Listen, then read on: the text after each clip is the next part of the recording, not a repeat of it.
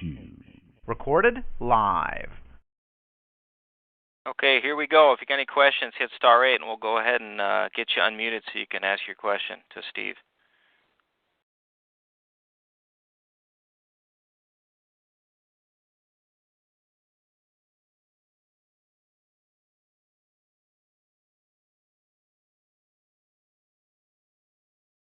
Cajun Mike, 2010, you got a question?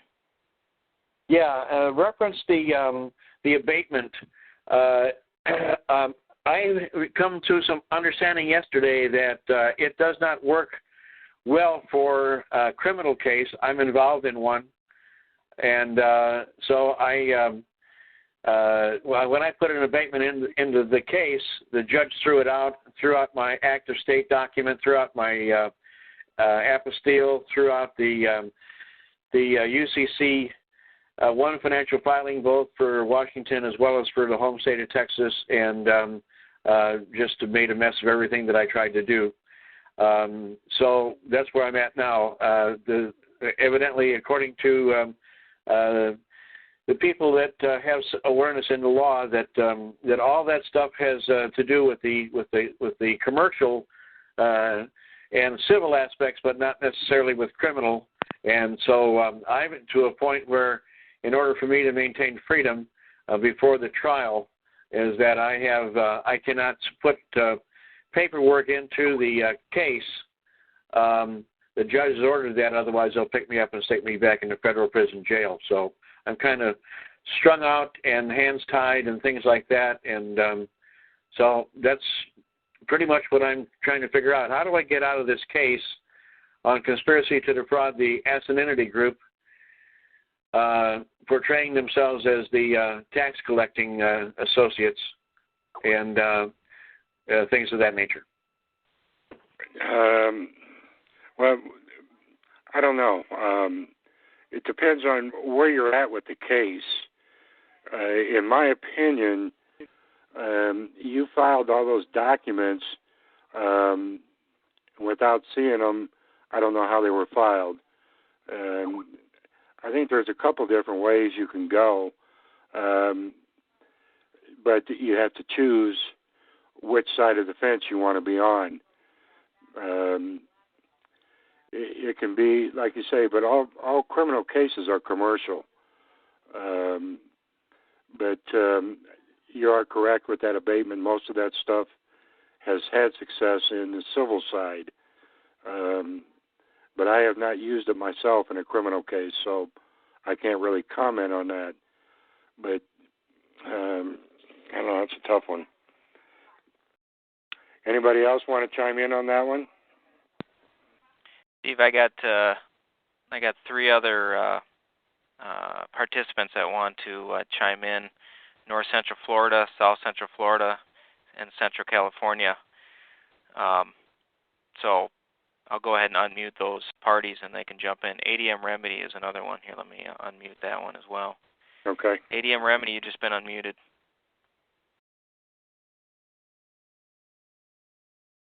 This South is Central Steve. Florida. This is Steve Central calling California. from Milwaukee. I just wanted to ask if you'd tell us what his charges are. Maybe that would help. It made it sound like it was an IRS issue. Is that what it is, an IRS issue? It's an IRS issue. Conspiracy to defraud the United States under Title 18. Okay. Are you familiar with the UPU method of moving that case to a different jurisdiction? I am not. Okay. There's some people out there that are using this. I have used it myself successfully in the past, but it seems to be resurrected here lately. We were using this stuff 3 and 4 years ago, where you take the 3-cent stamp. Now, if this is a criminal case, you would put it on the back of the documents you received from the Internal Revenue. Put your autograph across that 3-cent stamp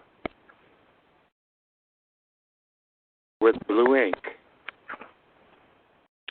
Then on the front of the document, on the top right-hand corner, you put your Social Security number with no dashes, in gold. Use a gold pen or gold ink.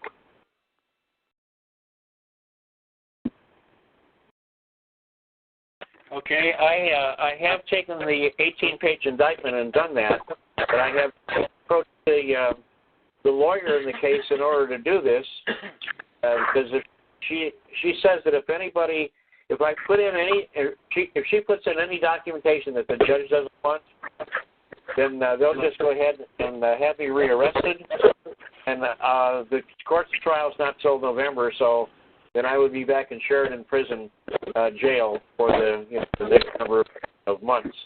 So in other words, they've already decided the case because you've got an attorney.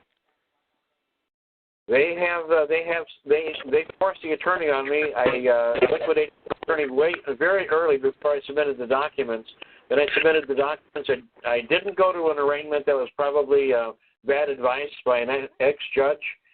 Anyway, I didn't go to the arraignment, and then put in all those documents. The documents went in with the bill of lading to go into the court drawer for the particular case, and then at that point they issued a bench warrant. 20 days later, I was gone.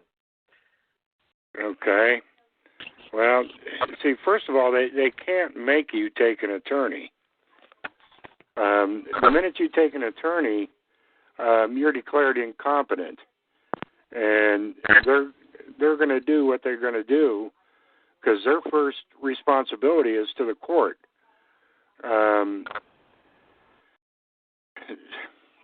There's several different things, but you have to know who you are to be able to proceed. If they're blackmailing you and telling you that if you try to put anything into the court, you're going back to prison, to me, that's blackmail. I agree. That's certainly what I would classify. Well, I don't think I'm the best one to probably direct you on a court case like this because I try to do all my stuff administratively outside of the courts. Well, I do it administratively. I did one financial filing back in 2001 through Washington, and then had it put in through O'Neill and the Secretary of the Treasury back then. Then I heard in 2003 that you had to have your home state, so in 2004 I did the UCC1 financial filing through the state of Texas. Then I did Clyde Edward Powell's Act of State and apostille documentation in 2004. And those were the documents that I believe that I had separated myself from being a United States citizen clearly by those three documents, and that's why I put the abatement in because as far as I was concerned, I would have not been a United States citizen since the first separation of the straw man from the real man in 2001, and then the second occurrence in 2004. And then with the apostille and the Act of State document on the Hague Convention, then as far as I was concerned, I had been removed from being a United States citizen, and of course all these government entity operations preclude that if you're not a United States citizen, that this stuff doesn't affect you. So what they've done is they've ignored the fact. And so I'm in the land of stuck right now. Okay. I think. Go ahead. Oh, Steve, sorry. I think another added document that would be beneficial would also be a commercial security agreement, and I'm sure, Steve, you can elaborate on that. Commercial affidavit of truth. If you do a CAT, I think it's one way to go. I think you've got several options, but if it was me, the first thing I would do is get rid of the attorney. Exactly. As long as you've got that attorney, you're incompetent to handle your own affairs, and they're going to tell you what they're going to do, regardless if you like it or not. Steve, can I add one more thing? Yes. Is it at this point? As long as he gets rid of that attorney, can he not use the optional form 9091 and standard form 28 in this case? Is it too late at this point? Well, there again, he's got his. From what he says, he's got his foundational documents in place. But I've heard some good and some very bad with using those when you're being dealt with through a rogue court like he is. That judge is going to, basically do what he wants. I don't know if you've done a 1099A and a B on that case. I have not done anything with the 1099. It was just coming into my operational awareness when I was removed from Liberty a year ago in January. Okay. Well, if it was me and I was in that situation, the first thing I would do is get your documentation in order and fire that attorney. They cannot demand you have an attorney. You have a right to defend yourself. You are not incompetent. They want you to be incompetent so they can do whatever they want to do with you. Then I would ask the court clerk for the penal sum certain amount of that case.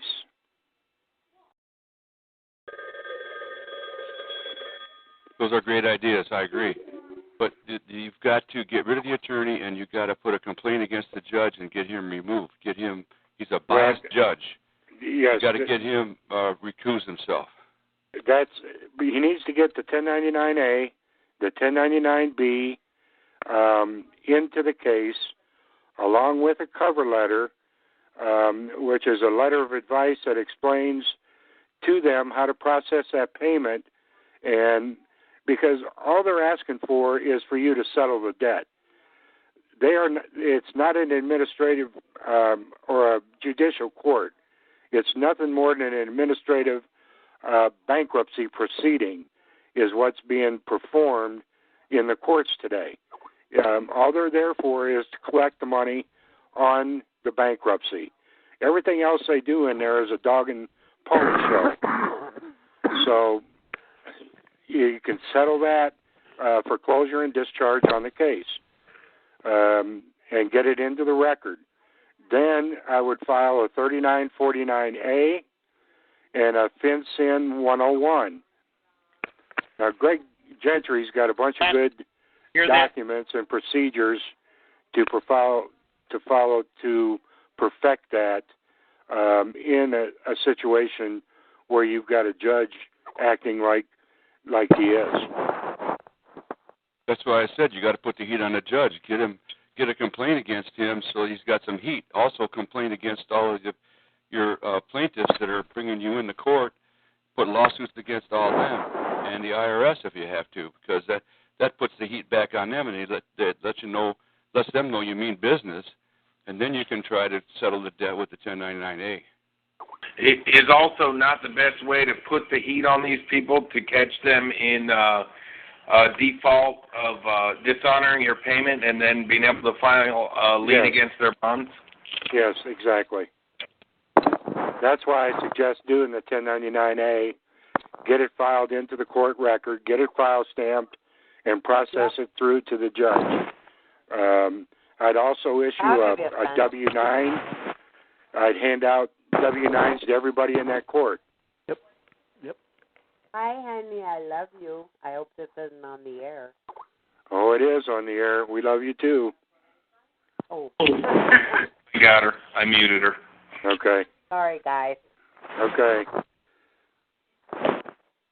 But a lot of this boils down to knowing who you are and how to handle yourself in front of these people. It's very, very intimidating when you get in there. And they're going to do everything in their power to intimidate you and roll over you unless you're prepared. That's why I would do the 1099A, the B, get it into the court docket, and have them process that through to the judge, to the other prosecuting attorney, to the clerk of court, and I'd also issue W-9s to everybody, the bailiff, the judge, the clerk of court, the prosecuting attorney. They're going to look at you like you're some wacko, but things will start to change. Okay. You did mention something after the 3949A, which I did not catch. It was another number. What was that one? It's called the FinCEN, FINCEN 101. It's a securities fraud investigation. Because all this is about is the money they're going after. Excuse me. Yeah, and a retired judge had also put a $50 million bond into this case to settle the entire amount. They just disregarded that as well. Okay. Well, did you give them instructions on how to proceed with that from the private side to the public side? He put it in, so I do not know if that was in there or not. Okay, you're saying he put it in. Yeah, in other words, he took the case number, he effected a bond on the private side that he had in the Treasury, and then sent the bond, a certified bond, to the into the case with a bill of lading into the case to through the clerk of court. And they just ignored it? Ignored it, yes, sir. You see, I would take all that documentation, put it behind a 3949A,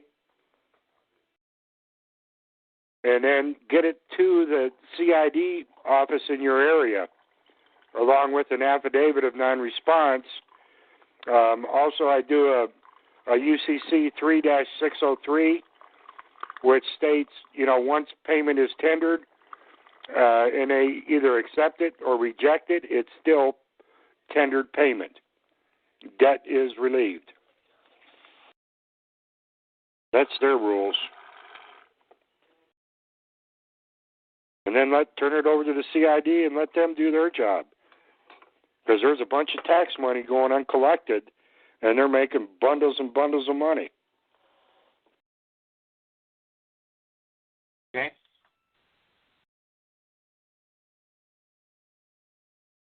Thank you very much. Okay. All right. Moving along here. I think law expert, did you have something you wanted to ask? Yeah, we were going to, this is calls about the 1099 OID. Yeah. Right. Steve, are you prepared to talk about that tonight? 1099A, 1099 OID. I'm not really prepared to do the OID. We've got somebody that's pretty sharp with that. Barbara, I believe. Barbara or Penny. If I know what if she's got an identifier. Has she come onto the call? I'm going to go ahead and hit unmute all, and Barbara, if you're on the call, I need you to identify yourself for us. Hi, bud. Okay, everybody's been unmuted. Out there, Barbara?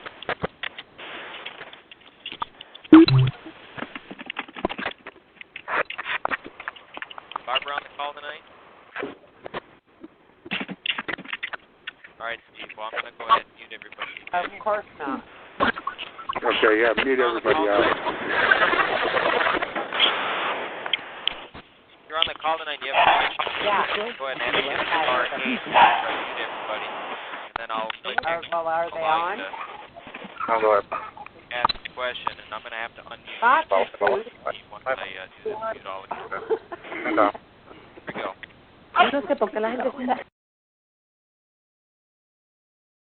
All right, now let me unmute Steve.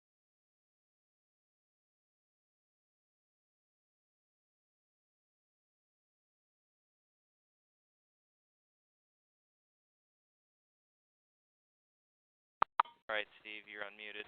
Okay. Also, the gentleman that was just asking him the question previously, there's a couple other forms I forgot to mention that we've used very successful in the past. They're a W-10 and B-10 form. They're a proof of loss and proof of claim. And they originally they came out of bankruptcy court, When we started using these a few years back, we were very, very successful with these because these people cannot prove their loss and they cannot prove their claim. It's like validating a debt. We've extracted people from jail. We've eliminated a lot of debt with it. We've eliminated a lot of traffic tickets with just those two forms alone.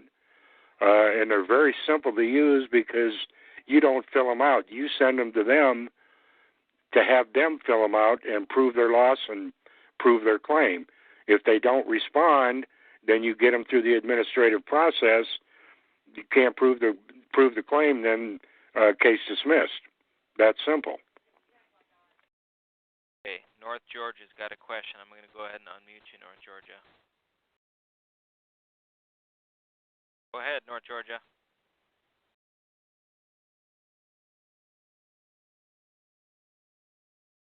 Right, apparently they question or they. Okay, next one. You have to bear with me. These call-in names are pretty generic. Central California is the next one. I think that might. Go ahead. Hi, this is Central California. Yep. A couple of things.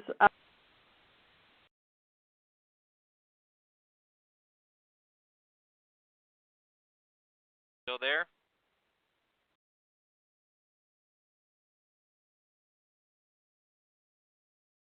All right, well, let's go ahead and go to East Nebraska and Central California. If you get connected again, go ahead and star 8 again.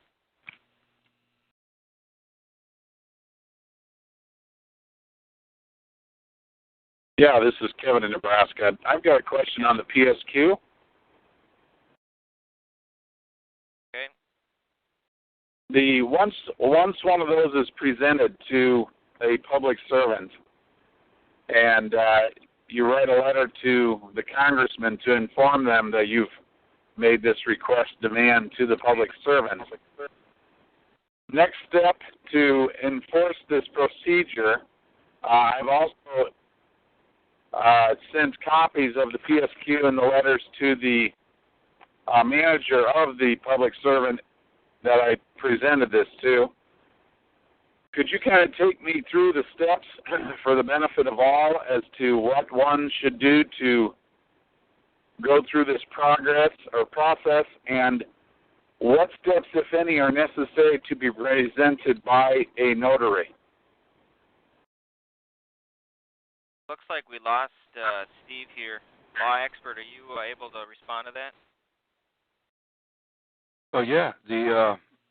Am I on now? Yeah, you're good.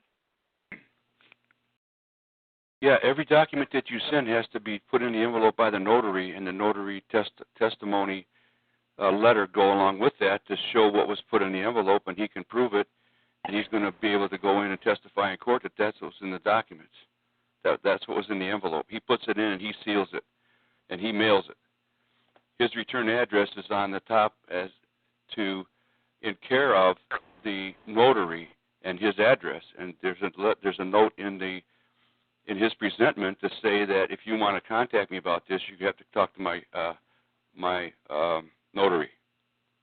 Okay, in lieu of a notary, is there any other process that can be used? Because I have not found a notary to work with here that's willing to do the steps and then end up doing a certificate of protest if that's necessary. Well, I don't know. That's their job. That's why they become a notary, and that's their responsibility. I don't know why that is. You got to put some pressure on him or complain to the Secretary of State or what have you to try to get somebody to help you. The only other way to do it is to have somebody sign an affidavit, a private party sign an affidavit. You know, it's not going to be as powerful because he's not a notary, but you can have somebody sign an affidavit. This is what's put in there, and have them testify to that if they have to testify that in court and do the follow-up work. And then have it sent registered or certified mail?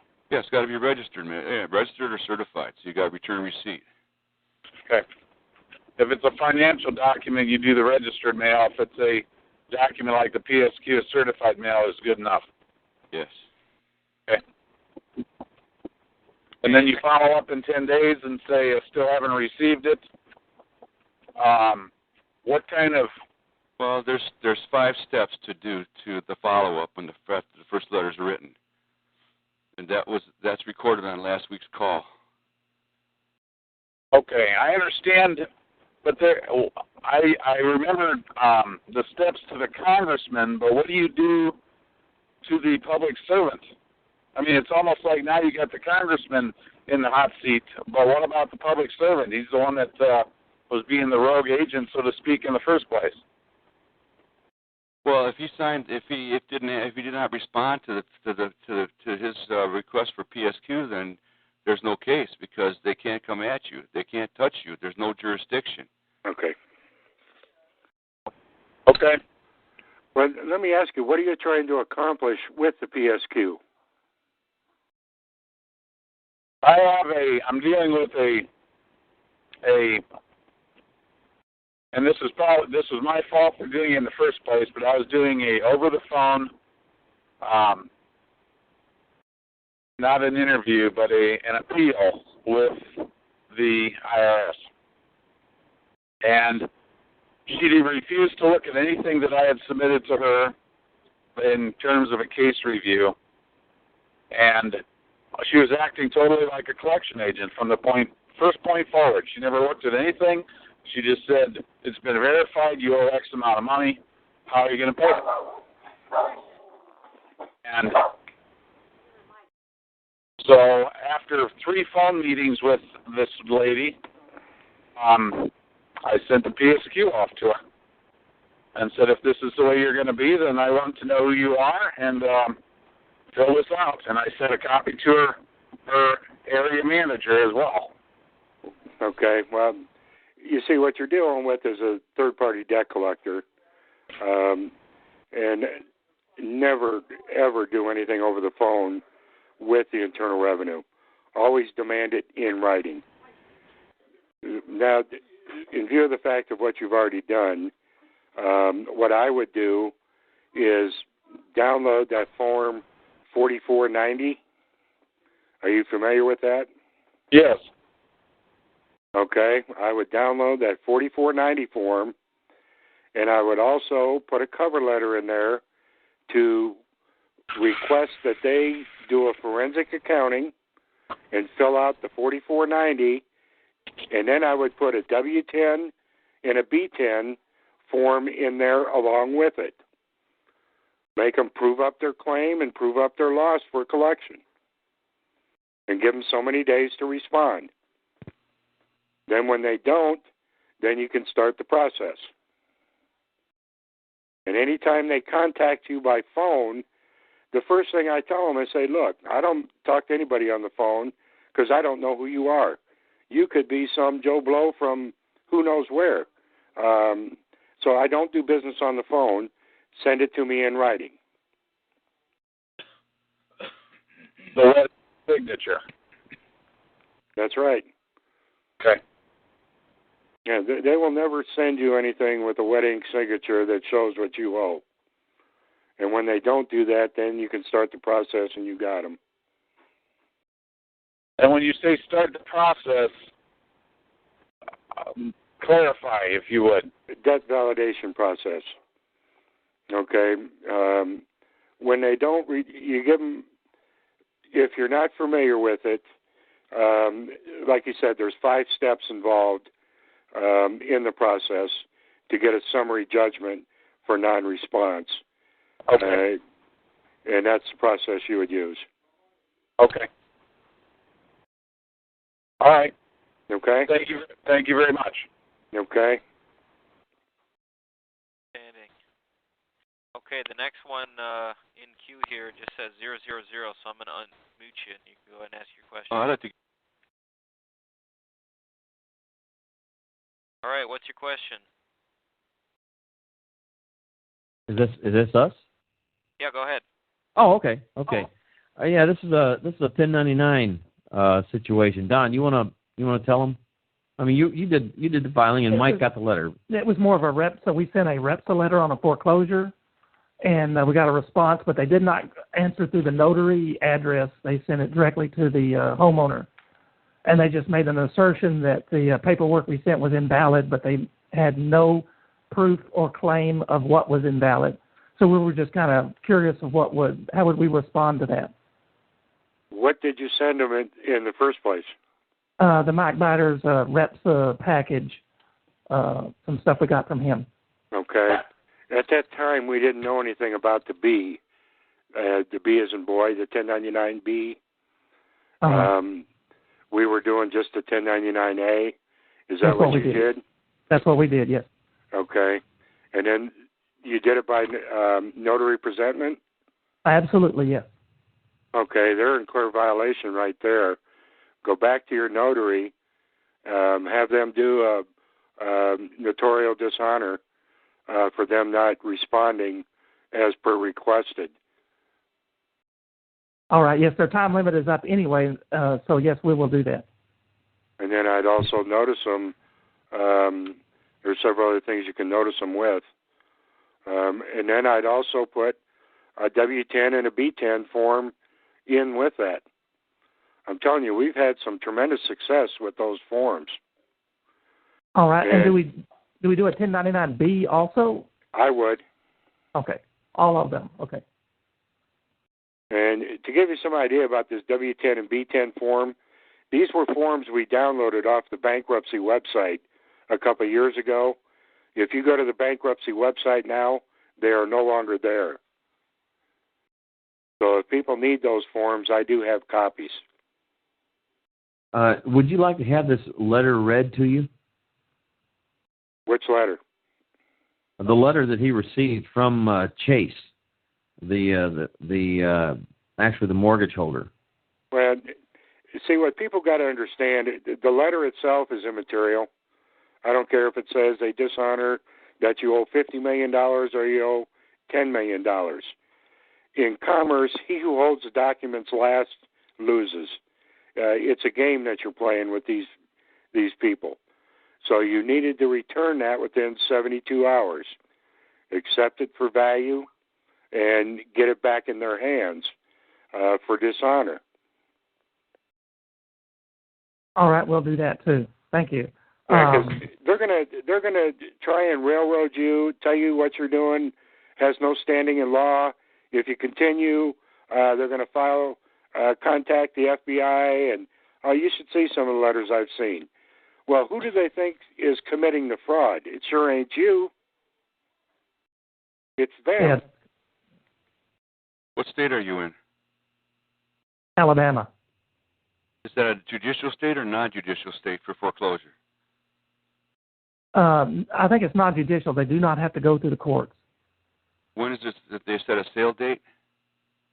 Yes. It's actually passed. We also filed a civil complaint to stop it because we just didn't have enough time for this REPSA letter. So we filed a criminal complaint, started a lawsuit. No, a lawsuit. Yeah, not a criminal complaint. Well, not a criminal, but civil complaint, wasn't it? Yeah. Okay. So you got an estoppel now or an injunction? No. They have not responded to that, and by mid next week will be the time limit that we can ask for a default judgment. They already went past the 30 days to answer the lawsuit? Wednesday. Wednesday will be the 30th day. Today is Wednesday. Well, next week. 7 days. Next Wednesday? Okay. Yeah, that's the way to stop them. I mean, if you have, that's what I was going to say, if you have an emergency, go file an emergency Chapter 13, and that'll stop everything. Then you can, like we're doing with them, they got to come in and make a claim with a B-10, and you challenge them right there. That's right, and they can't. They cannot prove up that claim because they're going to have to produce a note. They don't have the note. You're right. Where do I get the W-10 and the B-10? We were just talking about that with Mitch. What we're going to do is have Mike upload it to his website to where it's available through his email. We'll have them available tomorrow. Okay, great. Thank you. Did you make counterclaims in your lawsuit? I'll say that again. Did you make counterclaims like a fraud upon the court or triple damages? Yeah. Good. You got them Yeah. on the run. Huh? That's a Yeah. good thing. We claimed fraud. That was the cause of action. Well, you got to be careful right now because you don't know who the holder of the note is. It's not them. They don't have a right to make a claim because they don't have the original note and mortgage in their hand at the time of foreclosure.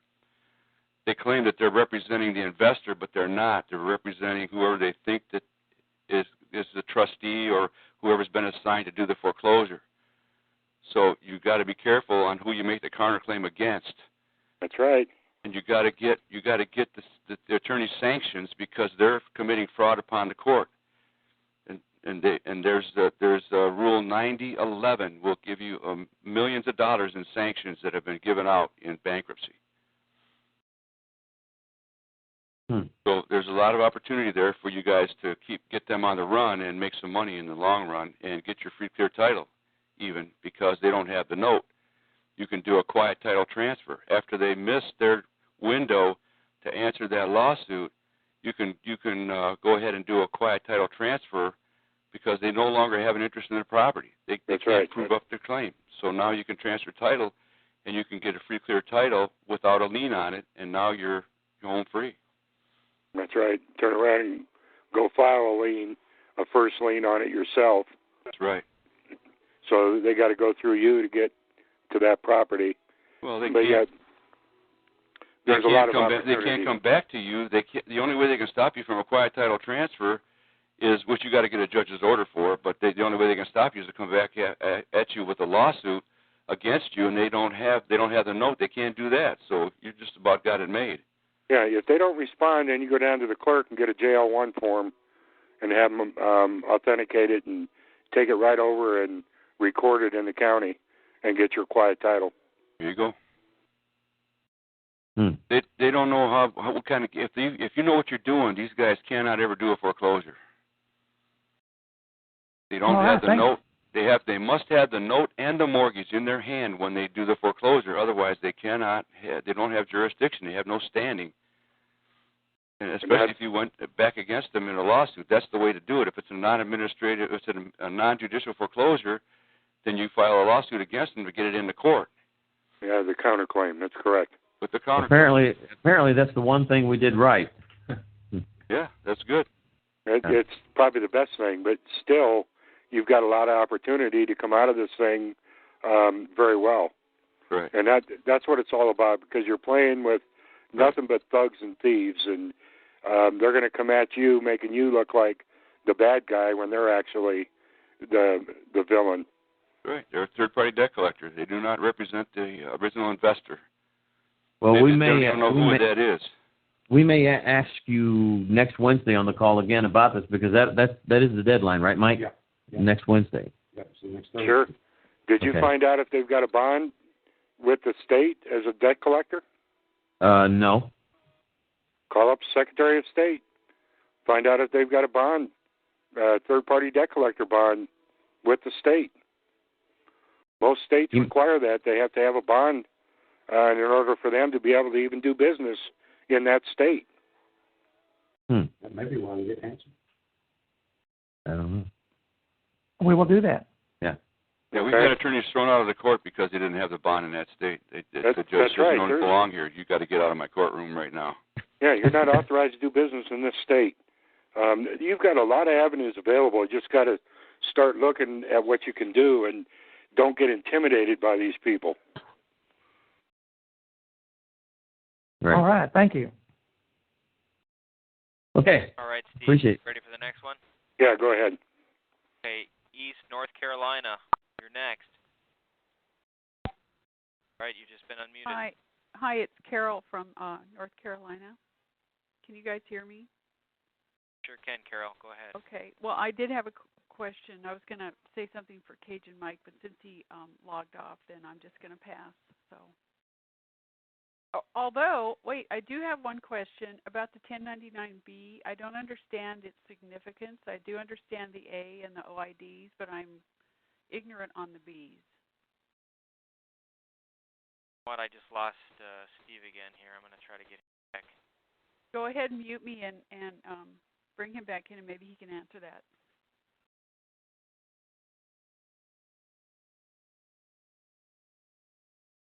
I can find Steve again here.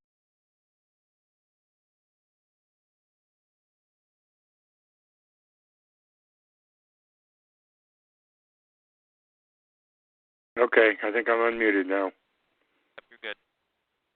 Okay, what was your question again? What? I just muted her out. Wanted to know about if you could talk in more detail about the 1099-B. Sure. Basically her question. And I'm just sending you the W-10 and B-10 too.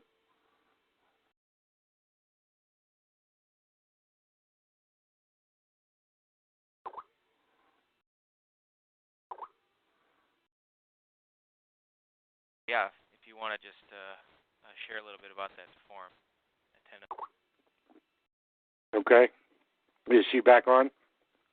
She said to mute her so that you can talk about it. Okay, the B form, which we've come to find out now is actually the payment form to go along with the 1099-A. You got to accept for value the bill that you're presenting, and present the B along with it, and send a copy of the bill and the charge and the 1099-A and the B directly to the IRS. You know, it can be for any debt that you owe to any company, any court, any government other than the IRS. So you do the A and the B. And it's based on the basis that they cannot hold the asset, and they only operate with Federal Reserve notes.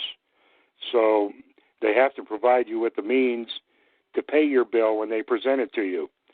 But they refuse to. They never do provide you the means. So you accept it as an asset and then do the B to pay for it all. It's really something we've just discovered that I think has a lot of merit.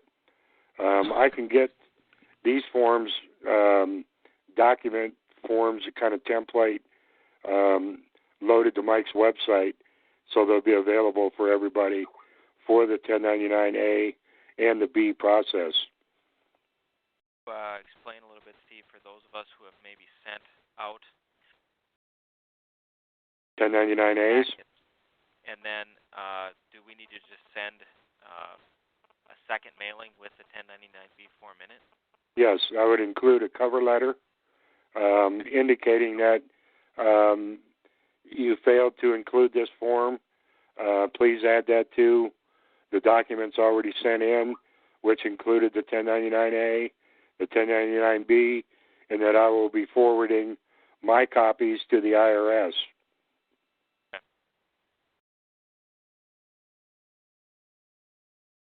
Do you have to use the IRS documents, the special ink documents, or can you just print them and use them for it and be a fine? You got to order them from the IRS. You have to wait to get them. Yep. You can't file. You cannot.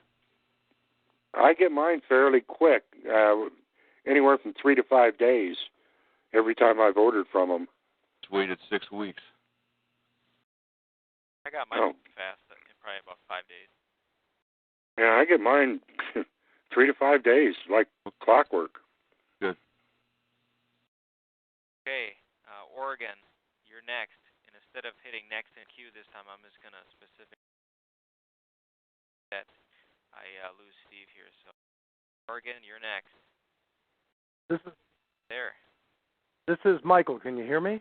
Yes. Yep. Okay. Hopefully you can help me. Trying to put all this together. I, a while back, received a notice to go into an audit. Actually, it was for a business, and they're trying to connect me to the business. And I PSQ'd them. This is just kind of a follow-up question with the IRS and the PSQ. And I went through the process, recorded it and everything, and now they're back at it, and they've come back with some more paperwork from a couple of different offices for a couple different years. piling it on, saying that I owe them over $400,000.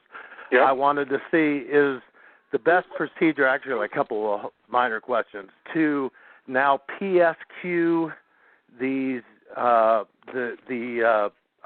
new documents, the new letters that came in, even though they did not put any contact information, they did not put anybody's name on it. Can you imagine that? Different offices and no contact, so I'm trying to get some contact names, somebody to PSQ. But assuming I can do that, is that do I want to PSQ them? Sure, I would. Yeah, because I'm working on trying to find out who I can PSQ.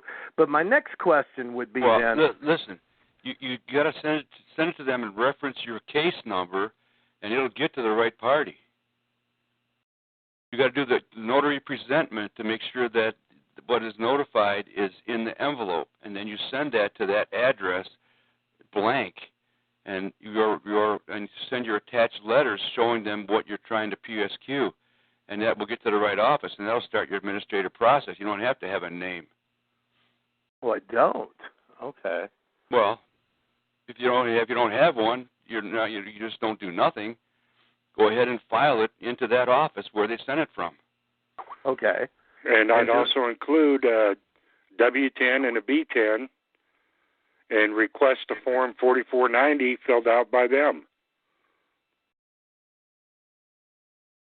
So you can play that game too. You know, they're going to send it out with nobody's signature on it because they're all know they're operating outside their authority, and they don't want to sign up to that because you could file a lawsuit against them, and they're liable.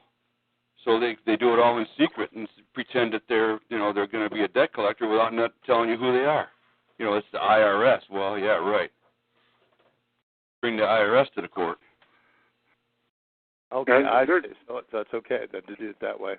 I got another question, though, in regards to that. If they keep doing this, when does the PSQ process hopefully get them to stop? When does it actually have teeth that you can do something with it to? You got to finally, you're going to PSQ your congressman. You put him on the spot. Okay, that was done with the. Whoa, I didn't PSQ them. No, I just sent them the documentation of the original recording. Right. You send them the documentation to open a file. Yes. And then you go to the congressman and say, "Well, I haven't heard from you, so your silence is showing me that that everything's okay and I can feel good." And then they come back at you again, and then you go back to the congressman and say, "Look, they're still coming after me. Now it's your turn. You get a PSQ, and now you're going to be in trouble for all these felonies and violations." Okay, I see.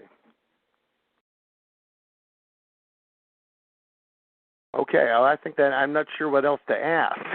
I think that'll cover it. Thank you very much. Make them prove up their claim. Like I said, I'd include also a W-10 and a B-10. Good idea. Great idea. And where does one get those documents? They're on the website. They're on Mike's website. All those documents are there.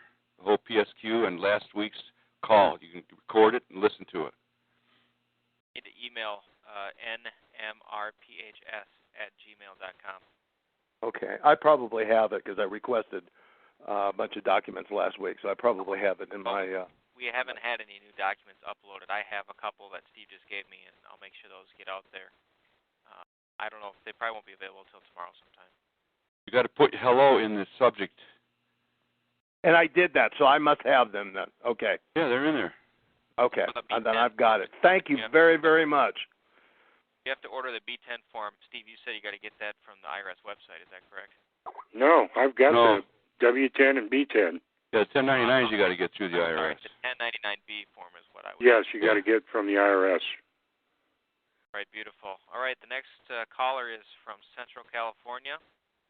Central California, you've just been unmuted. This is Esther. Can you hear me? Yes. Yes, we can. Hi. I tried to ask these questions before, and then there was no response, and my phone wasn't working. So I don't know if I've asked this yet or not. Connected. Did you hear what I was asking before? No, go ahead. Okay. We have received today a copy of the injunction against the enrolled agent that was, I was wondering if anybody has seen that. Yes, I have. You have. I was just wondering if maybe Barbara or somebody that is involved heavily in the OID process could address that at some point. What's going on with that? I mean, we're not quite sure what to expect now because part of this injunction includes her releasing a list, of everybody that has gotten services from her in the last 3 years. So I don't know. Sure. We're anticipating additional contact, and I have no idea what it's going to be. So. Well, we just gave you some of the tools to use, the PSQ form and a W-10 and B-10. Right. Okay. Now, I don't have the website, I don't think, that I need to go to get these. I did get the email address from last week, and I've downloaded quite a few of the copies so far, but I don't remember seeing a W-10 and a B-10 in those. But Esther, I think I emailed them to you, your sister? No, I don't think my sister would be involved. Okay. I do have a Skype address. I've got you on Skype now. Okay. Well, yeah, I talked to some lady that called me yesterday that was explaining about this. No, that wasn't me. She told me she was your sister and used your Skype account, Esther. You know what? There was somebody named Esther that contacted me today. Because my Skype account is actually Tarzan's mama. Interesting. Well, yeah. see, I get so many, and I explain to them all, look, because I don't know who's trying to infiltrate me. Right. And I tell them, look, I'm not a tax professional. That's why I do not do the OID process.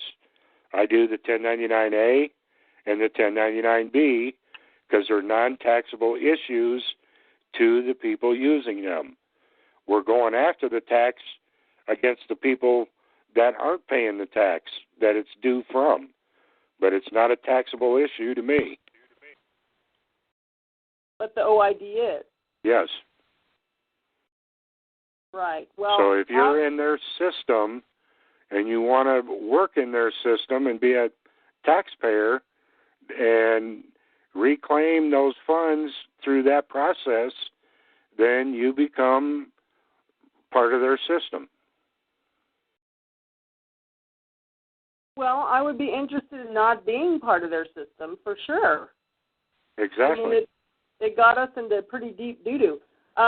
We have done A for V on everything that they've sent us so far, and they did take $137,000. Is there a chance that we can go through a process that would force them to return those funds to us? Unfortunately, see, with your bank account that they took it from, you gave them the authority to do that.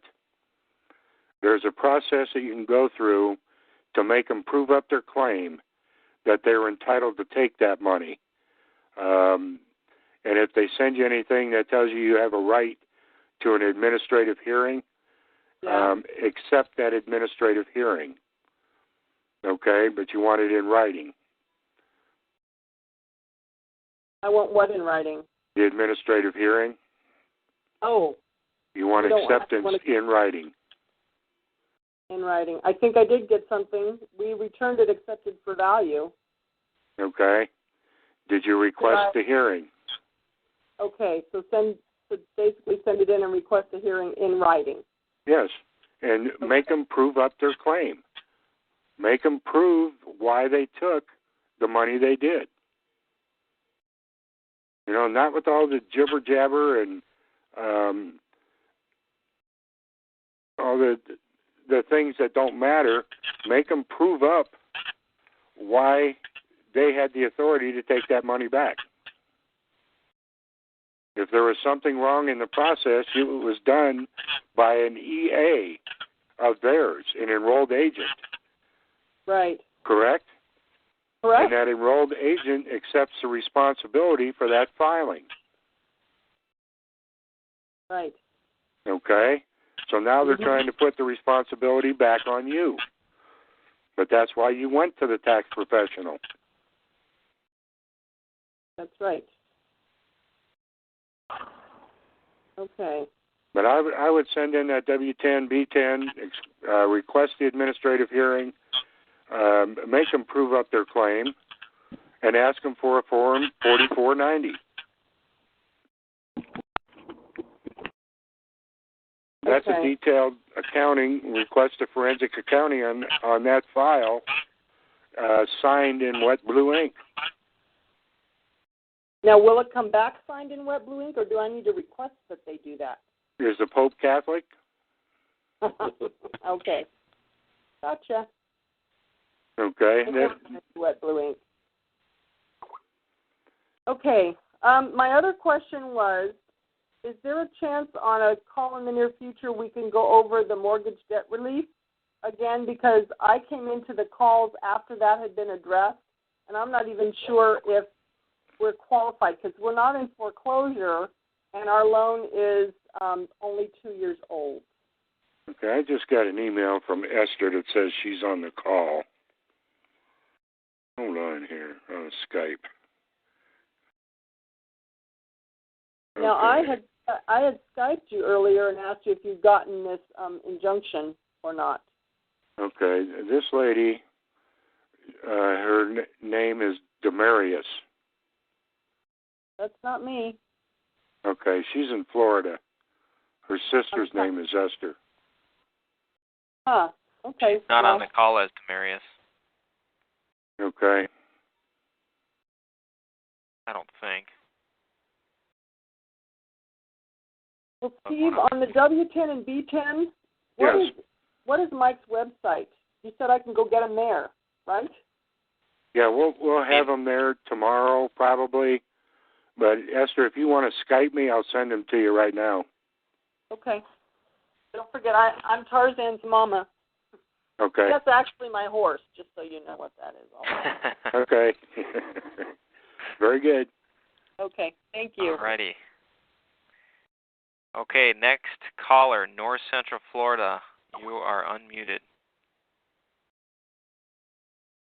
Hey, I have a question for the young lady that was just on about the OID and them taking her money out of her account. I guess it's a two-part question. Part one is when the money, if I'm understanding this correctly, she got her OID money and they took it back. Is that correct? Yes. Okay, when the money entered into her account, how long did she leave it?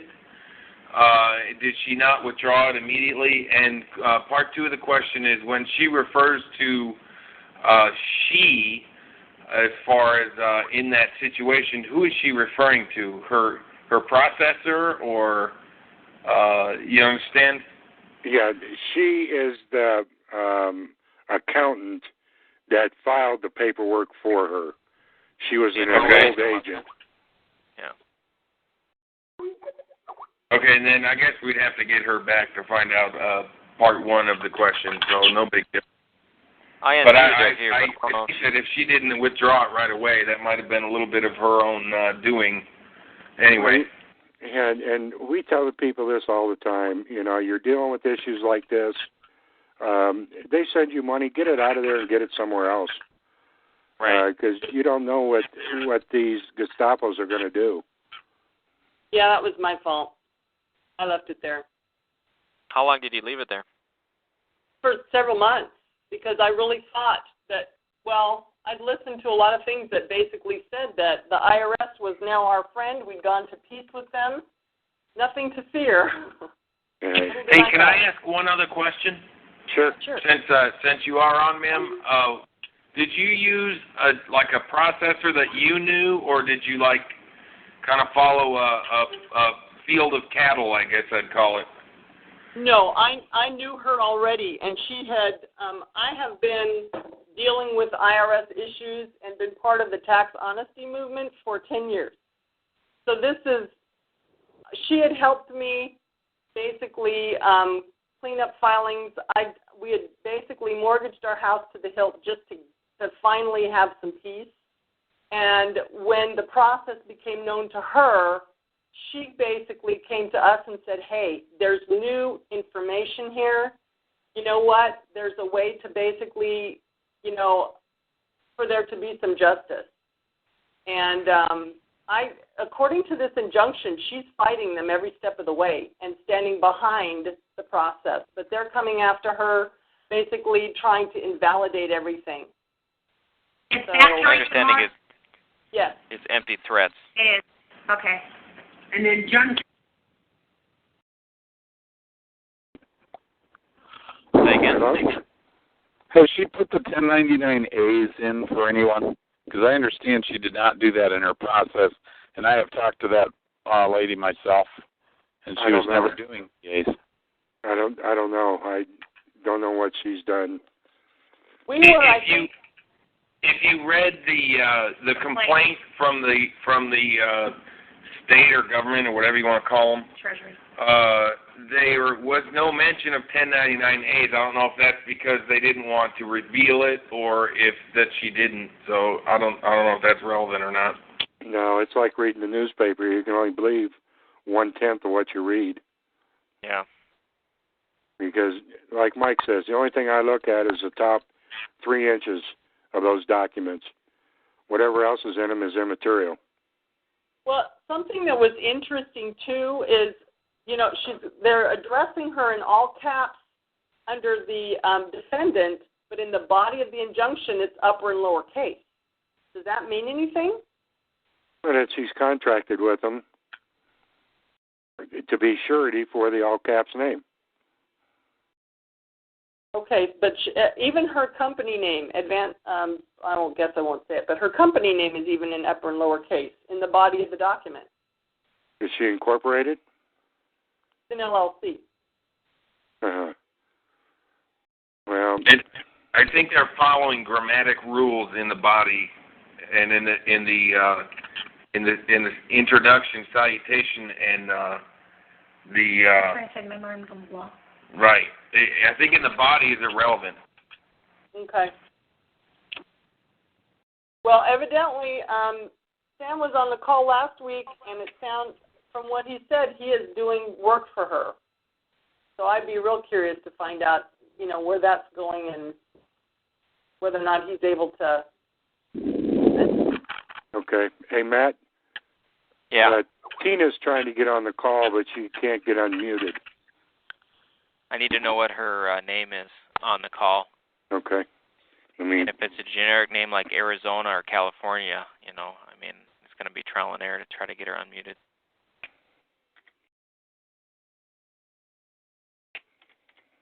So I'm going to go ahead and unmute the next caller, and then if you want to let me know what her ID is. Okay. Next one is Southeast Florida, Monroe, it says. You are unmuted. Okay, it just says Ohio. Okay. Southeast Florida, Monroe. Do you have a question? Okay, then maybe they stepped away from the phone. Let me see if I she can get Ohio. says she's from Ohio, one of the last ones to get on the call. She didn't get on Got until it all about 9. alphabetical order, though. Oh, okay. Oh, I don't have anything in Ohio. I don't have any entries here for Ohio. Yes, I'd like to Best get way Tina is on, because she's very knowledgeable with these issues. Oh, is she? Okay. If she has a login ID on TalkShoe, then I'll be able to pick her out right away. But there's so many callers. I got 77 callers in several different states, so and there's nothing for me in Ohio. Okay, she have a login ID. Tell her to log in. Yeah, tell her to log in with her login ID and tell me what it is, and then I can unmute her.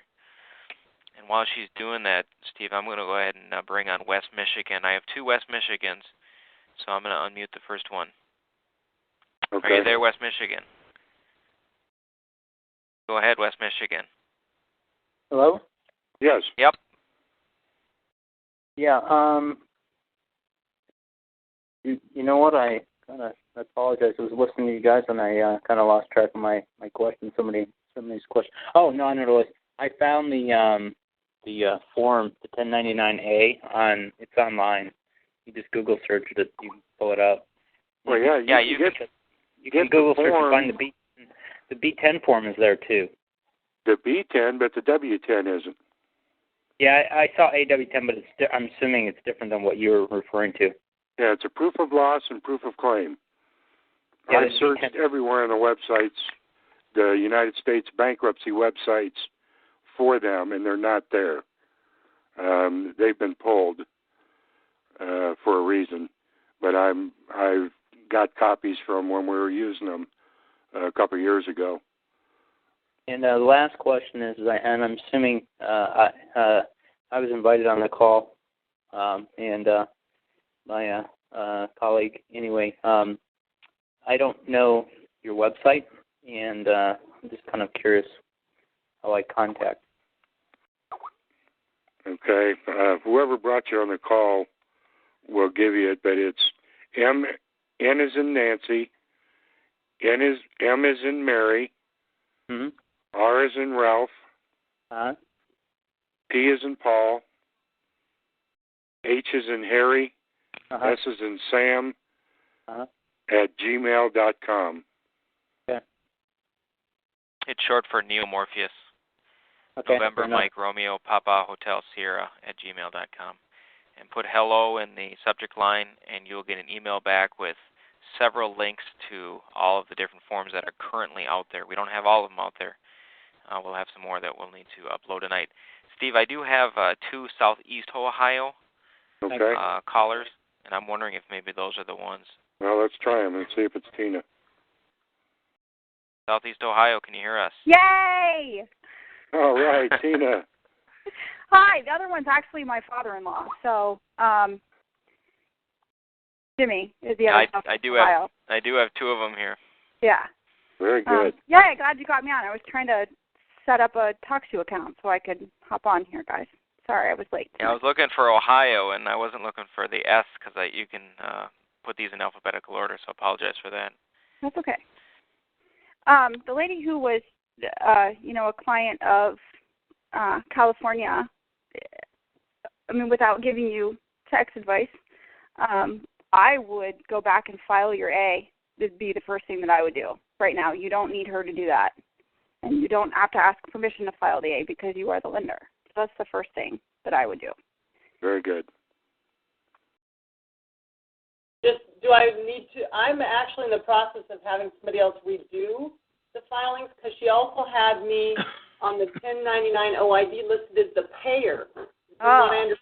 That's incorrect. So I have somebody working on trying to correct the filings and actually going back year by year because she also did 05, 06, and 07 on one tax year, which was 07. So from what I found out after the fact, we should have been the recipient on the OID. There should have been an A, and it should have been year by year. Is that your understanding? That is all correct information. Okay, so we are in the process of correcting the filing. We've done we've done A for V on everything, and I just found out, I checked my paperwork, and my deadline for requesting an administrative hearing is passed. It was March 2nd, so we missed that opportunity. Who knows? They do a rule with an iron fist, or at least they try, but you can always try and submit a letter saying that you weren't able to meet the deadline due to unforeseen circumstances. What's the worst they can say? No? Okay. Yeah. Well, if you don't try, you're going to get a no anyway. That's right. Okay. So just keep doing everything is what I'm hearing. You're absolutely on the right track. There are some people that I do know, and I don't know how many people it is happening with, because it really depends on whether your OIDs actually got processed, and in most cases they didn't. But if you were made the payer, they may come back. The amount that they're coming after you for, is that what you got the check for, or are they coming back for the federal taxes withheld amount? Because as a payer, you're actually the withholding agent right now. Exactly. They're coming after us for the whole amount. Well, that has to do with because you were listed as the payer, and when you're listed as the payer, you're the withholding agent, which shows that you are actually withholding the tax, and so they come back to you to get it. Exactly. That's yes, and that is my understanding. All of this after some real diligent research after we got stung. So, okay. You know, I trusted an enrolled agent would know how that all worked. It approached us. So I really did have confidence that if anybody would know how it worked, it would be her. So. Well, when she was doing that for you, it was a very new technology that was introduced, and almost everyone started doing it that way. In her defense, I started doing it that way as well. She and I had several conversations. I've talked to her numerous times myself, and you know, that's what we were told. And when you first look at it, it makes sense. In her defense, it really does, and you really have to do some further digging to get in there and really figure the whole thing out. I mean, it took me a good bit and a lot of studying, a lot of going to different places to really figure the whole system out, because there's a lot more to it than people think. Yeah, there is. Is someone going back? Are you correcting the OIDs that were done? Are you going back and either voiding out or correcting the ones that were done as you were the payer, and then putting yourself in the position to file as the recipient? I am working with a tax preparer that has required all of the information. They're only doing 2005 right now. They're just too busy to handle 06 and 07. But they requested all of the OID information, and when I went back and actually did it myself, I found errors, not just in the payer recipient, but also the banks that were listed were not. I mean, when I did the lookups myself, I submitted information that was different than what she submitted. So, I mean, I spent days and days. As far as the actual bank, or as far as like EIN number for a particular bank? Both. Okay. Both. Well, just to let you know, with the EIN numbers, I mean, it depends on where she's going. You know, when I find mine, with a lot of your bigger banks, you have multiple choices. You really got to. I mean, try and do an SEC filing search for Bank of America, and see how many choices for EIN numbers you find. Especially if it's a mortgage, you need to know what your pass-through certificate is and all these other things. And it's very, very difficult, and there is multiple choices. So as far as that is concerned, you know, you can either try and find the umbrella one, which sometimes is very, very hard to do, or pick the best one. I personally take some precautions that if by chance, you know, I pick a different EIN number within the same corporation, I'm protected and the people I work with are protected.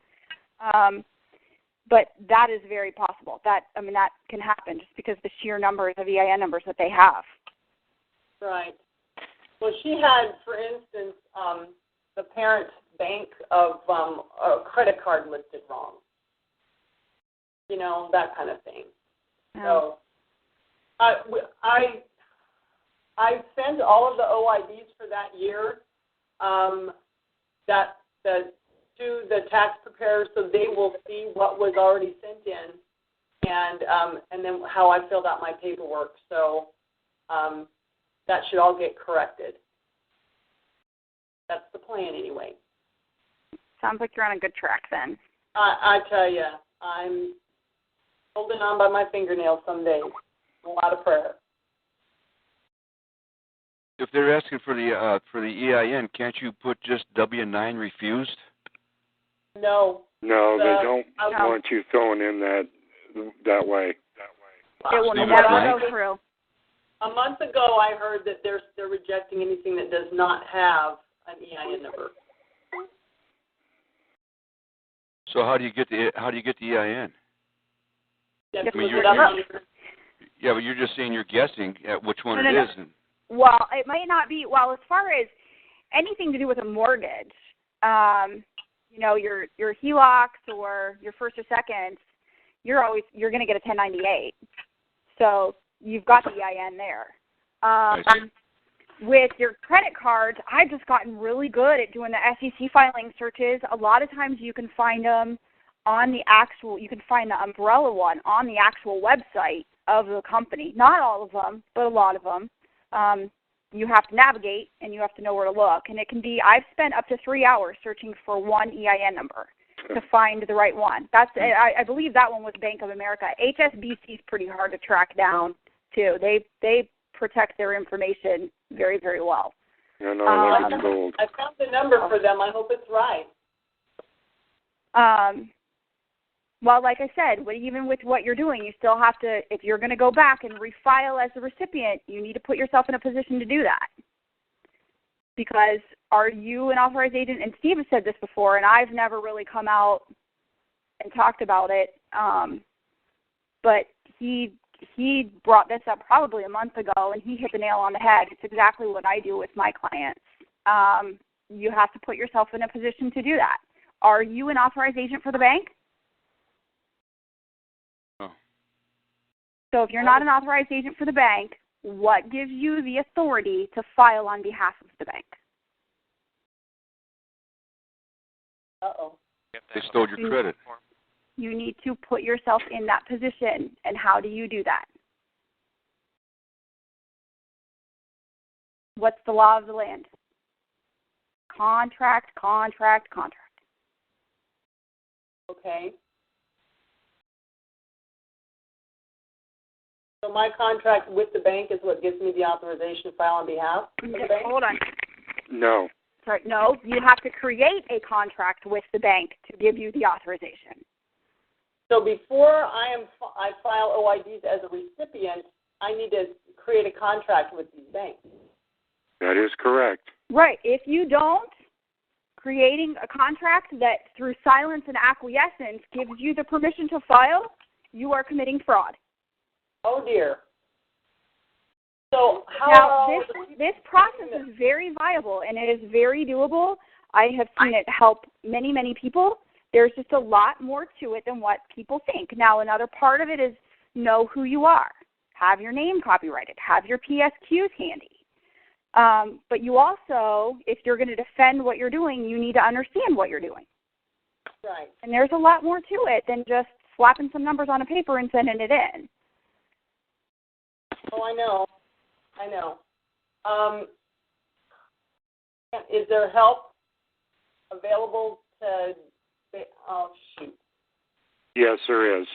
It's called the self-executing power of attorney, and you get them in dishonor.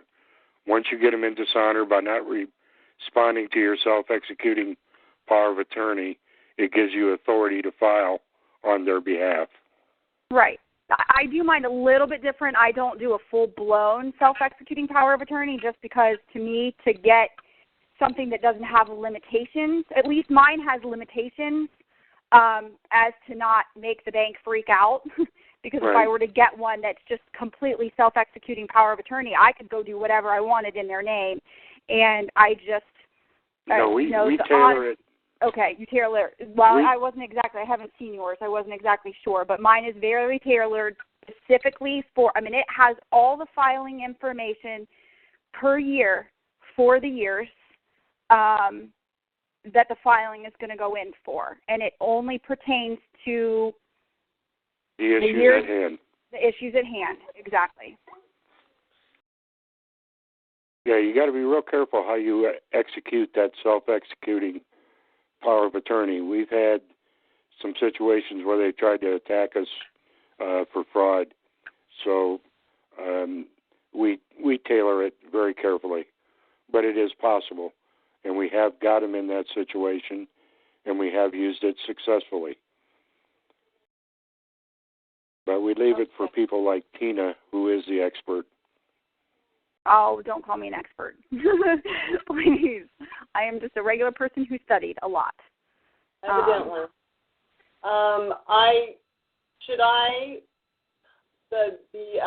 The people that are working on refiling for me are supposed to really know what they're doing. They came recommended by someone that I hold in very high regard and trust.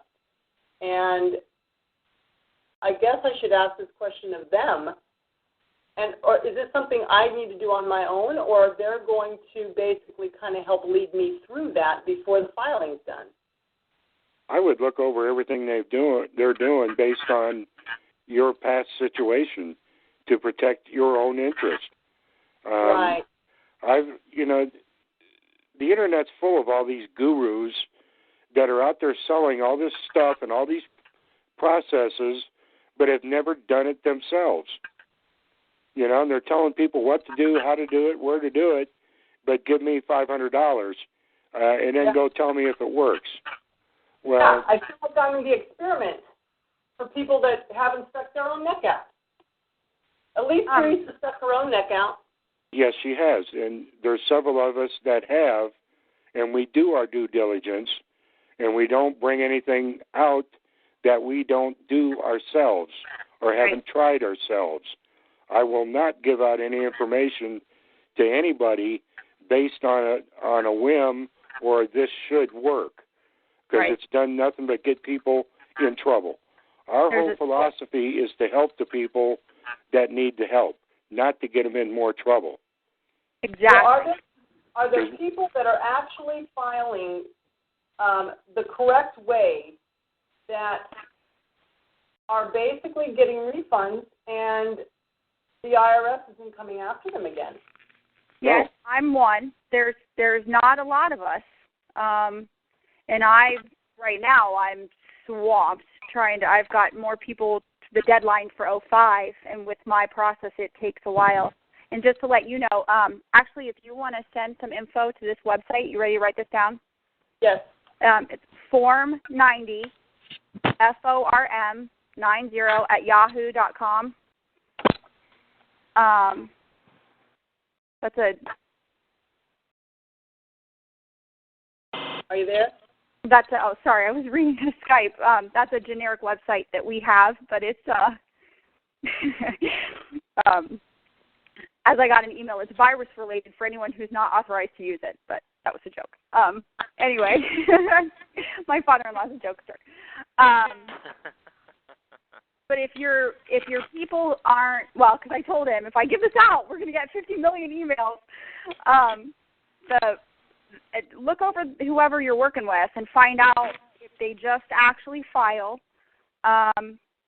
If you need some help with the notary default process, I have some people that I use myself that know what's going on that might be able to help you just with that part. They don't do any of the tax stuff, but they actually do the notary default judgments specifically for this. Okay. So if they're not going to help me with it, then you can get me some help. Yes. Great. Thank you. I can direct you to someone who can. It's the same people that I use. I've got a group of about 5 notaries here. I myself am one, but I can't do it obviously for the paperwork that I'm working on. So I've got 5 others here that I use that are very, very skilled with notary default judgments, and we do it for every single one of our clients. Okay. So this is that's the process I need to use to get the self-executing power of attorney to be able to file as a recipient. Yep. Okay. So are there any more parts of this process that I wasn't aware of that you think of? The A, filing the 1099-A and getting the authority to file on behalf of the bank are the 2 biggest keys. Okay. Other than that, everything else, I'm sure the people that you're working with probably have that, especially, if they're professional tax preparers, they probably have that all handled. But they may not be aware, all these other things, especially I call it the NCDM, Notary Certificate of Default Method, so that's what I'll refer to it from now on as. People in the public world, like CPAs and EAs, don't understand private laws, like NCDM, and getting private judgments, and how those private judgments, pretty much anything in your private trumps anything in the public. They don't get that because they're in the public. Okay. So they're depending on how much they know, they may, there's a lot of people who just learn enough to go through the motions to actually prepare the filing for you, but they don't understand the full concepts behind it, and they don't understand the private side of what's all working and how to get the private judgment to give you the authority to do it. Okay. Thank you. You're welcome. Right. Matt, can you unmute Chris? And there's a guy in Florida that's been trying to get on about this 1099B. South Central Florida, you've been unmuted. Hear us. Hello? Hello, is this Chris? No, it's not Chris. It's Jason. Okay. Hi, how are you guys? Pretty good. What can we do for you? Good. Yeah, similar situation. Actually had AFS prepare 3 previous years, and I am working with another diligent service that's well versed in the process. I'm in a little bit of a different position. Straw Party was in the recipient position on the forms. A's weren't filed, but I've gone ahead and filed them electronically via an associate that has a TCC number. So I've gone ahead and refiled the OIDs electronically and the A's electronically. But the amended returns originally filed and landed in Atlanta December 8th and have been sitting there stale, no correspondence, no letters, no frivolous, nothing at this point. I was wondering if you could, provide some strategy or what the best cause of action at this point should be. Did you say those were amended returns? Yeah, they're amended for years 05, 06, and 07. Okay, that is no surprise. It is on average taking 6 months to process an amended return. Okay, but given the main facts, there's been no notary default judgment process to assume the position for a self-executed power of attorney. That certainly was not done. 96s went out because they went out on paper forms with the bank as filer with no signature.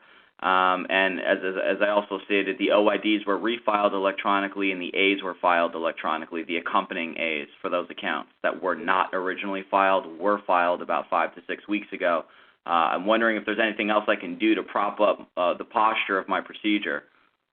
Yeah, start poking that hornet's nest with the stick. Okay. No, I bring that up occasionally. You don't go poking that hornet's nest. Wait till you get a response. This is what I would suggest. Because right now you don't know what to respond to. The ball's in their court. Wait for some type of response and documentation from them. Once you get that, then you can decipher what is best for you and how to proceed. Okay, yeah, because I haven't received anything, and I think Tina stated it's not too unusual that I haven't heard anything from them yet at this point. No, not at this point. No, if it was an 08 brand new return, and it's been 4 months and you haven't heard anything, then that I would start to wonder what's going on. Okay. And amended, just to give you an example, before I knew any of this, years ago, when I was filing regular filings, I did a normal amended return, and it took 6 months to process. And it had nothing to do with what we're doing. There was nothing strange in it. That's just how long it takes. They have to take the information that you sent the first time, along with the changes, and compare everything, and someone has to do it manually. And it used to take 4 months. Now, on average, it takes 6. Now, do you feel that the fact that EA signature is endorsed on those returns, that's automatically going to draw up a red flag and put into a forensic analysis mode? Was that particular EA that we've been discussing from California? Correct. Probably. Okay. They have her client list. Yeah. And there was definitely some mistakes done with, now, mind you, I said mistakes, not errors. There's a huge difference between the two that you guys all need to be aware of. Errors are not fixable, mistakes are, and everything in commerce is correctable. So there was definitely some mistakes that were made, but the nice thing is it's commerce. You can fix it. But in your opinion, we shouldn't go about attempting to correct any of these mistakes or even perceived mistakes until we see how they posture up on their end? Well, that depends. If you look at it, you look back at the stuff that she's done now, and you can blatantly look and see that there are some things that are definitely wrong. I mean, if it were me, I would review it and send it in and say, oops, the one that I sent in on this date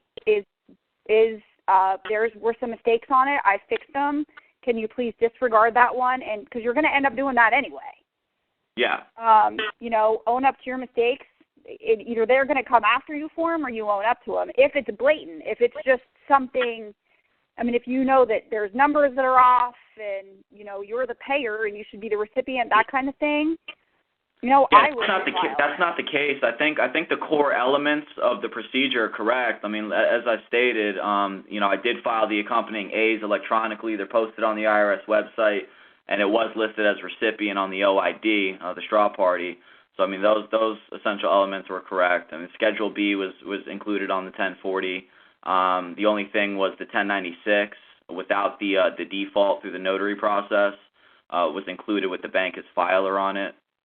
So I don't know how important that is or isn't to them denying the return or not.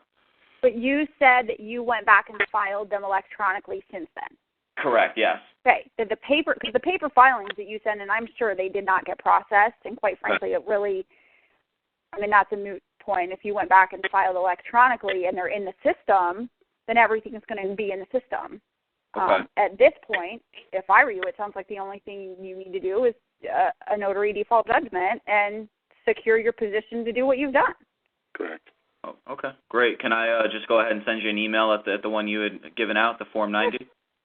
Sure. Great. I appreciate it. No problem. Hey, Steve, you had mentioned Chris. If Chris would star 8, he'll pop up in my queue here, and I can unmute him. Okay. It'll be easier than me trying to find Florida or northeast or southeast Florida or central Florida. Oh, there it is. Southeast Florida, Monroe. Chris, hi, can you hear me now? Yes, Chris. Yeah. Yeah. We unmuted you earlier, but we never heard you. Yeah, I did speak, but I didn't hear me. On the 1099B, can we go through it step by step? Because I'm sure there's some tricks in it that they have. You want to cover that, Tina? Me, you know what? I have not done as much research on that as you have because I've been swamped in what I'm doing, Steve. Sure. So you go right ahead. Okay. Probably learn something. What do you want to know about the process? Where are you at, and what's it for? All right. I'm in the 1090 ID and A stuff that I'm doing with Mike with other people. So if this is something that we need to incorporate into our entire system, of course, that's something that I want to know. Plus, I have a friend of mine who's also in jail, and I think I'd spoken to you one time with Mike where you said that this is good for being able to barter the body. So yes. There are two reasons I need it for, and I need to go step by step so I do it correctly for both processes. Okay, that's a little bit more detailed process. Chris, what you need to do is get a hold of me off of the show, and I've got some things that have worked for us that I'll be glad to share with you, but we need to cover them separately. If you want to get with Mike, Mike will get a hold of me, and we'll see if we can address those issues. I'm heading to court tomorrow morning trying to extract a guy who's been unlawfully detained with some new processes, and we'll be able to report if we see any success. Okay. This particular gentleman, just so you know, has been in jail for about a month with no charges. So there's no penal sum that you can put on a 1099A. And he's now being put in a psych evaluation, even though, he had 2 psych evaluations before he went into court. But they said, hey, we want you in our psych evaluation anyway. Well, it's their way to declare him incompetent. Does he have an attorney? I told him to fire him, and he did. Okay, that's what they're doing. Because they fired the attorney, they have to come up with a way to declare him incompetent so they can take over the role as beneficiary in that courtroom. And see, what people don't understand is equity is paramount in the law. If that judge tells me I need a psych evaluation, well, judge, you need a psych evaluation as well. So when yours is completed, I'll be glad to take mine.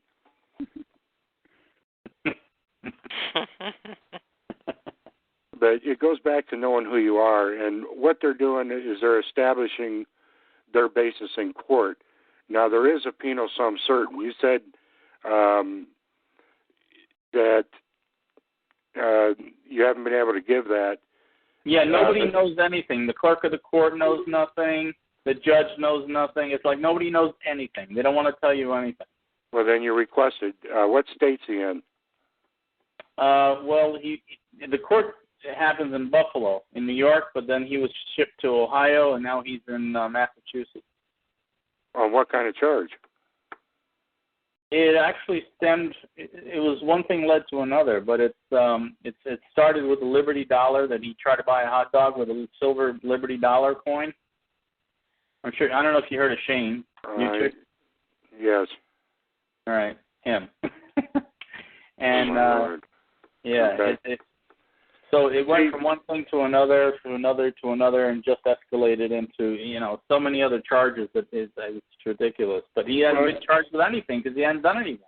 Well, because it's all a dog and pony show, and they keep racking up the bonds, and he keeps consenting to it. You just got to tell the judge, I don't consent. I don't give you authority. Who do you think you are? He said all that. He said all that. He's been. I've seen the transcripts, and he does all that. And they think he's nuts. Well, sure. Then tell him to do this. But see, where they get him is he walks through the bar, and he's not allowed to speak in that court. Anytime you speak, you're arguing. So he has to stand behind the bar and ask the judge, since I'm here as a beneficiary, who am I going to appoint as a trustee? And shut up. And what will the answer be? What should the answer be? The judge is going to drop it like a hot potato, because he who becomes a trustee is now obligated for the debt of that court. And that's what they're trying to get him to do, is to accept the debt of the court. Because they're not judicial courts, they're administrative procedures. So there's no court of law. He's just up there refereeing everything in bankruptcy. It's all a dog and pony show. And they all want to get their cut off of the bonds. Well, they can't do that if he is the beneficiary. They can only do that if he agrees to be the trustee. When you agree to be the trustee, you accept the charges, and now you're on the hook for all that money and all those bonds. All right, so you say, since I'm here as a beneficiary, judge, who's here as the trustee? Yes. And if they don't respond, then tell them to ask it again. And if he doesn't respond, then you tell him to say, well, judge, since you don't respond, I take it that you are now going to be the trustee, so I hand the case to you for closure and dismissal. Okay. What is the website that Mike has or you guys have? You keep saying website, but you didn't give me an actual website. Yeah, you want to give it to him, Matt? Yep, I'll spell it phonetically for you. It's an email address at gmail.com. It's N as in November, M as in Mike. Yeah, I have that, Neomorpheus, but you don't have a, you said website. Well, he meant email address. Email address. Yep, and I think you're supposed to put hello in the subject line, and you will get an email back with about 15 to 20 different hyperlinks that you can. Yeah, I have all the ones that Mike sent me. I just need the newest ones that you guys got. If you got anything with 1099B filled out template, like you said. I do, and I'll have it to Mike for him to have on there tomorrow. Yeah. Otherwise, you can. Also, the W-10 you said. Yes. All right. That one I just pulled up on the web. That's Dependent Care Providers Identification and Certification? No. This is in bankruptcy. Well, that's what W-10 is. It says tenant care provider. Yeah, see, they've changed it. They've pulled them down. What they are is a proof of loss and proof of claim. Well, B10 is there. B10 is there. Okay. But I know the B10's there, but the W10 has been either removed or moved to a different location so you can't find it, just like Section A of the Notice of Levy. Right. They also took down, believe it or not, they took down, because I asked somebody to go see it as an actual bank act, and they took it out, part of it, and they took out Section 27, 28, 53. Yeah, the good parts. Yeah. Yeah, but I've got the original, so I don't care. All right, so the 1099-B you'll have tomorrow. Yes. I'll send you a whole packet on the A and B process, how to use it for court situations, how to use it for paying bills, credit cards, any type of a debt. And could I just Skyped you my email address? I got it. It just popped up. We'll get it to you. Great. Thank you. Okay. All right, Steve. We got one other caller here from Southeast Texas. I'm going to go ahead. Okay. South Texas, are you there? Yes, I am. Thank you. My name is Albert. Go ahead. My name is Albert. Hey, Albert. How you guys doing? Good. Listen, I've got a very serious question here because I'm serious, I suppose. If a person is in prison, what can I do from the outside to try and help him? What are you trying to do? What do you want to do? I want to get him out. Well, if we knew that riddle, they'd be knocking our doors down. We've got some things we're working on, Albert, to extract federal prisoners, and I think we're getting pretty close.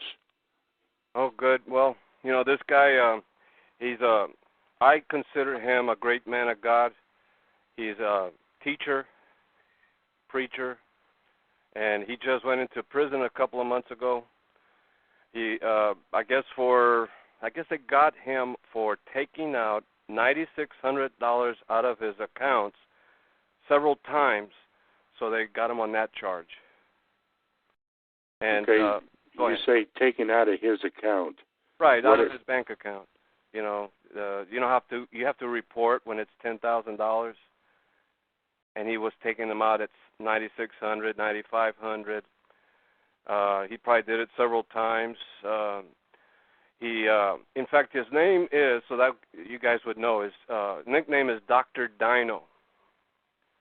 And he is a very, very powerful guy with stuff that he teaches. And his name is Kent Hovind, Dr. Kent Hovind. And, I've been trying to contact him for 2 years, but the guy probably is swamped just like you guys are in his little arena. He argues a lot with professors that are teaching Darwinism, and he disproves it. That's his thing, and brings out the gospel at the same time, But anyway, he just went to prison. He was sentenced in January, and right now they're trying to drag his wife in, too. So I was just wondering if there's anything I could do that, because this guy doesn't know any of this. Probably never heard of it. Well, see, that's a problem. It's hard for you to do this type of paperwork on behalf of somebody else to extract them from the Gulag system, because you're dealing with big money, and they're not going to release that big money just because you file a document. It's not going to happen. There's a procedure we're following, and I think we're getting pretty close that we've got everything nailed down. And it boils down going back to the trustee and beneficiary of the case. And one thing we weren't doing in the past was firing the attorney that was involved when they got sent up in the first place. I think that was one of the missing links that we weren't doing that we're doing now. But, when we have some success in this, we'll sure bring it out, because we know a lot of people that are being unjustly being put in these situations, and unless you've been behind bars, you don't understand. I've been behind bars, I tell you that. So, there's some of us that understand that. And, especially the ones like myself that were railroaded. We're doing everything we possibly can. Well, I've been listening to you guys. This is new to me. I introduced myself to you, Steve, a few weeks ago, I guess. Yes. A couple of weeks ago. Anyway, I'm listening, and I do understand this. I've been involved in this a long time, and I understand pushing the paper and being careful of what you write in. My question is, because I heard you state that you should have your copyright of your signature already submitted. 13 years ago, one of the I guess one of the premiers of this was teaching how to do that, and I was just wondering if that's still any good, because I did do that. I submitted one right here in my own county. Not only my signature, but I also did my name. I mean, the entire package, Well, your copyright is good, okay. But in Texas, a lot of your documents are only good for 5 years, and you got to refile. Like the UCC 1-207 has been changed. Is that correct? Well, yeah, it's 304 now, I believe, but it's still referenced. It's still reserving your rights. All right. So the UCC 1-207 that I submitted with the Secretary of State. That's fine. Good? It's still good? Yeah, it's good. Okay. That's good to hear. Now, you guys are talking about 1099, and I'll digress, and I'll just listen. Okay? And I appreciate you answering me. Sure. And just so you know, there's a lot of things that we're working on that we're not sharing with people at this time until we can confirm that it's actually going to work. No, I understand. It's not just things that people are hearing about. We're working diligently behind the scenes. I know Tina is. I know I am. I know several other people in our group are working on certain areas for the betterment of the general public out there. And we're spending hours and hours and hours doing our research to help everybody else. So, we're trying to find the answers. And the only problem we found is we come up with some answers, it'll work for a while, and then they buttonhole it. So then we have to go back to work and find another way through the passage door. So it's a continual process. I do know, Steve, that when more people learn this, that's when we're going to get our freedom. Yeah, and we're going to have to teach a lot of people real quick, because our freedom is just on the horizon of being totally taken away from us. Well, I mean, we're down to contracts now. I mean, that's where we're at. Everything else has been lost. Yes. We're at contracts. That's it.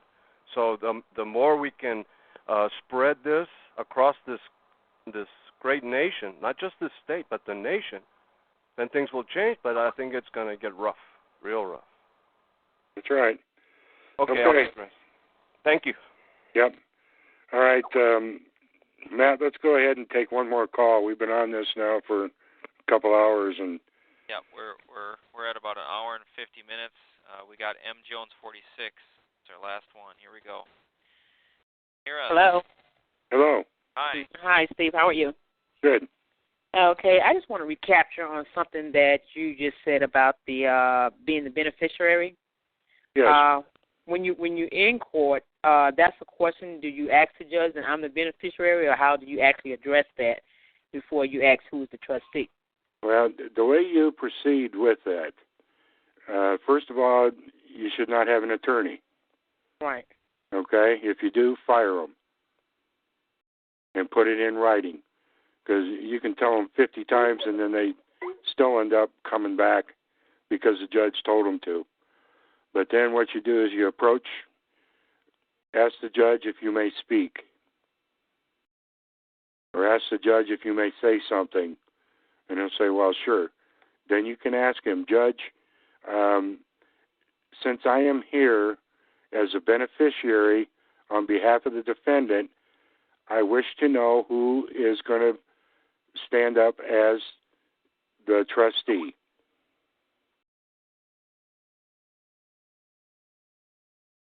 And then shut up. Okay.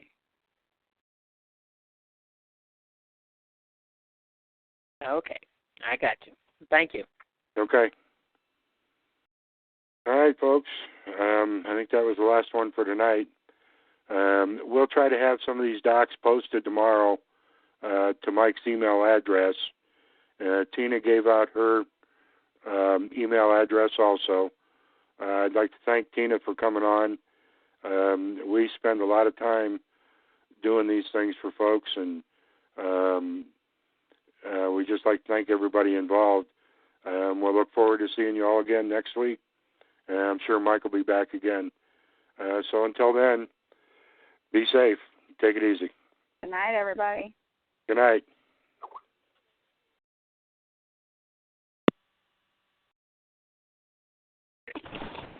What a...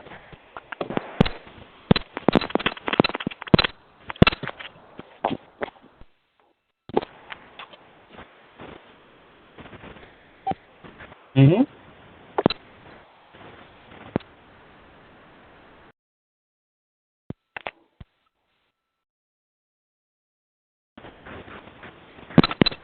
Yes, come in.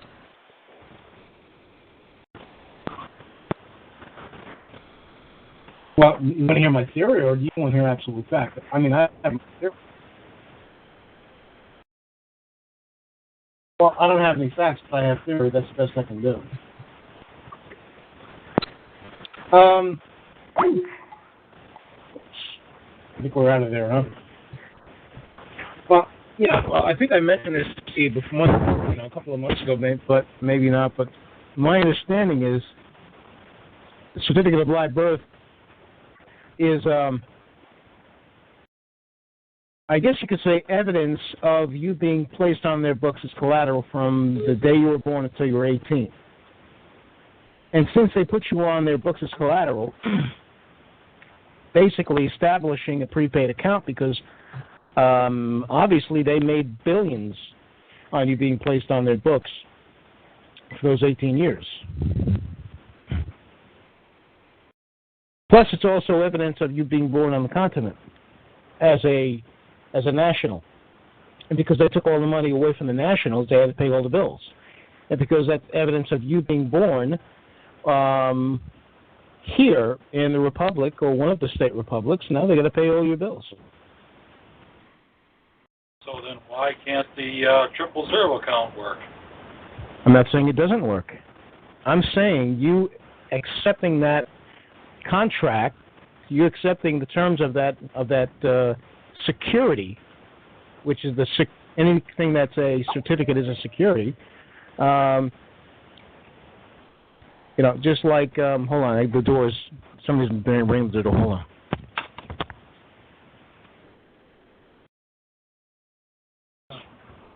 Yeah, while I was in the shop working, I was thinking rabbit hole all the frickin' time.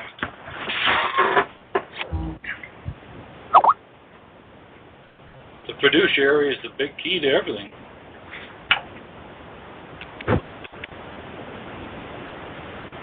Yes,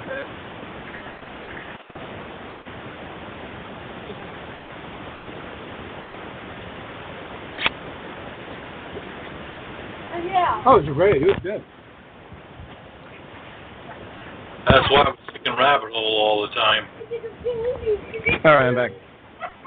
Well, again, just what I deduced, I could be wrong, I could be right, but because of your being drafted, so to speak, as property of the U.S. corporation, because you're incompetent, your parents were incompetent because they were U.S. citizens, therefore you are a child, which make you equally incompetent.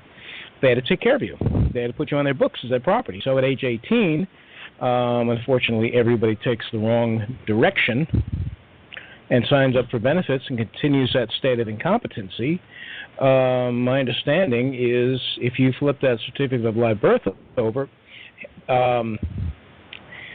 and assign it to the Treasury, pay to the U.S. Treasury, then that basically is a prepaid unlimited account for them to pay everything because it took all the golden coin.